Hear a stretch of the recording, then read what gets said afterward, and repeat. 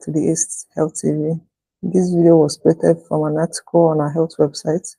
I'll drop the link to the article in the description box. After watching, please ensure you like, comment, share, and subscribe. And please do come back for more. Hey See you there! soon. So, if you're expecting a baby, I'm guessing the thought of labor pain has crossed your mind a time or two. It's a huge topic, and there are a lot of options out there.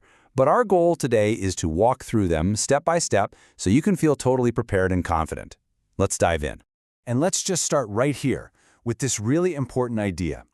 You absolutely deserve to feel safe and comfortable during your labor.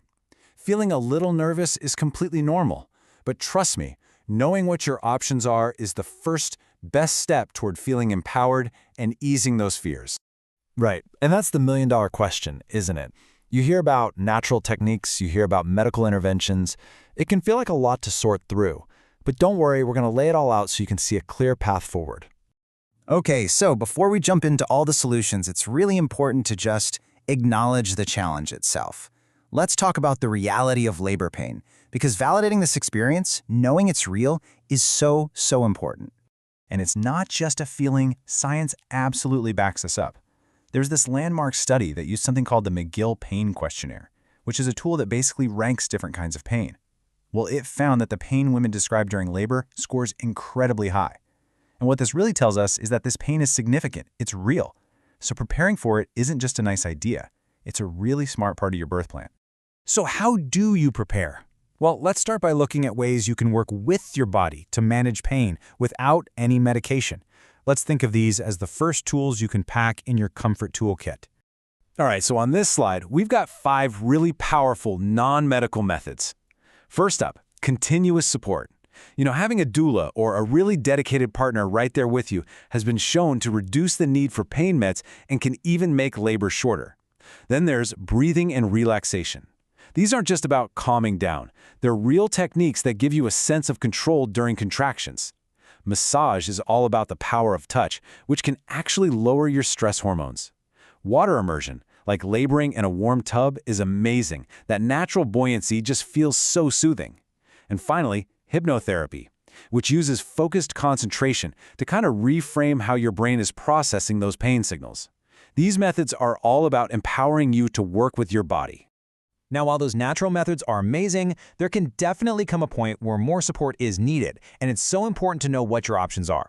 That's where medical relief comes in. These all involve medication, and they're all given by your medical team. Probably the one you've heard the most about is the epidural. An anesthetist places a tiny little tube in your lower back, and it delivers a continuous flow of pain medication. The big benefit? Well, it's obvious. It numbs the pain from the waist down, but you stay totally awake and aware. It's a super effective option for really intense or long labors. Now, the trade-off is that it can limit your ability to move around, and sometimes it might make the pushing stage a little bit longer. Next up is Entonox, but you've probably just heard it called gas and air. The really cool thing about this is that you are in control. You hold the mask yourself and breathe it in just as a contraction is starting. It gives you fast-acting relief, but it also wears off really quickly, so it's perfect for just getting you through the peak of each contraction. Okay. This table gives us a quick look at a few other options that are a bit more targeted. First, you've got opioids. These can be given as an injection for some short-term relief, but they're generally not as powerful as an epidural. Then there's the pudendal block. This is a very specific numbing injection, often used right before you start pushing to help with the delivery itself. And finally, a local anesthetic is usually a spray or an injection used after the baby is born to numb the area for any stitches that might be needed. Okay, phew. That was a lot of information, I know. We've covered the what, so now let's get to the really important part, the how. How do you take all of these options and build a plan that feels right for you? This really is the ultimate question, and the answer is so personal, but you don't have to figure this out all on your own. There are some really practical things we can walk through to help you decide. So let's break it down into 5 key things to think about. First, consider your stage of labor. You know, those natural comfort measures might be absolutely perfect for the early stages, but you might want stronger relief later on. Second, find out what your hospital actually offers. Do they have birthing pools? Is there an anesthetist on site 24/7? Which leads right into step 3, staff availability. This is a huge one to ask about ahead of time. Step 4 is all about you, your personal preference. Is being able to walk around a top priority, or is getting maximum pain relief the main goal? And finally, of course, Step 5 is your health history. You've got to discuss any allergies or medical conditions with your doctor to make sure your choices are safe. So, why go through all this? What's the point of thinking about all these factors? It's not about creating this super rigid script for your birth. Nope. It's about gathering knowledge so you can walk into that delivery room with confidence, ready to make choices that feel right in the moment.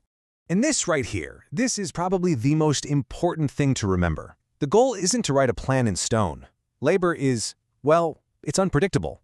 The real secret to a positive experience is having your ideal plan, but also being informed and totally cool with a backup plan. And hey, maybe even a backup to the backup. Seriously, flexibility is going to be your best friend. So, what can you do right now? Here are your actionable next steps.